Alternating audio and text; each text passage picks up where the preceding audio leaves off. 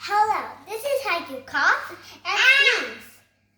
Okay, 4 things you have to do. First, cough into your elbow. Or into your chest. Like this, not like this. Like this. And not on your skin, or else you get sick anyway.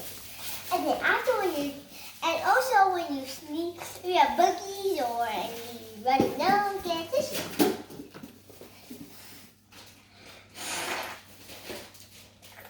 And after when you're done doing those things, get her out. And run for 20 seconds. After that, you go in the bathroom, baby, if you want to.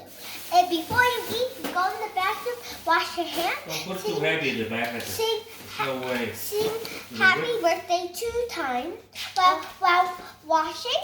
The first, when you say happy birthday, you just keep washing. And you sing the next one, you rub your soap. So get 2 pounds of soap or water if your hands small. And rub for 20 seconds. And then when you're washing the ABCs, and then turn it off, dry your hands, and you're done to eat. Dinner, breakfast, or lunch.